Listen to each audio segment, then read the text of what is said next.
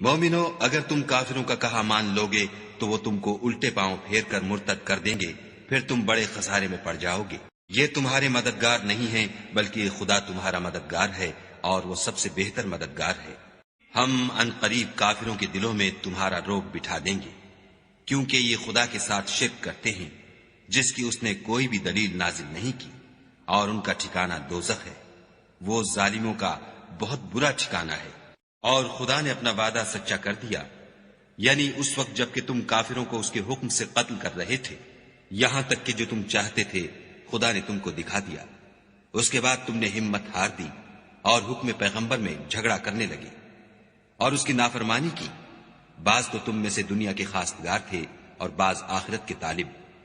اس وقت خدا نے تم کو ان کے مقابلے سے پھیر کر بھگا دیا تاکہ تمہاری آزمائش کرے، اور اس نے تمہارا قصور معاف کر دیا، اور خدا مومنوں پر بڑا فضل کرنے والا ہے۔ وہ وقت بھی یاد کرنے کے لائق ہے جب تم لوگ دور بھاگے جاتے تھے اور کسی کو پیچھے پھر کر نہیں دیکھتے تھے، اور رسول اللہ تم کو تمہارے پیچھے کھڑے بلا رہے تھے، تو خدا نے تم کو غم پر غم پہنچایا تاکہ جو چیز تمہارے ہاتھ سے جاتی رہی یا جو مصیبت تم پر واقع ہوئی ہے اس سے تم اندھوناک نہ ہو، اور خدا تمہارے سب اعمال سے خبردار ہے۔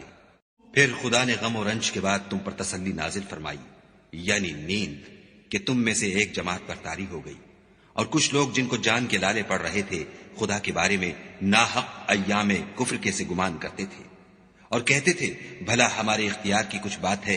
تم کہہ دو کہ بے شک سب باتیں خدا ہی کے اختیار میں ہیں۔ یہ لوگ بہت سی باتیں دلوں میں مخفی رکھتے ہیں جو تم پر ظاہر نہیں کرتے تھے۔ کہتے تھے کہ ہمارے بس کی بات ہوتی تو ہم یہاں قتل ہی نہ کیے جاتے۔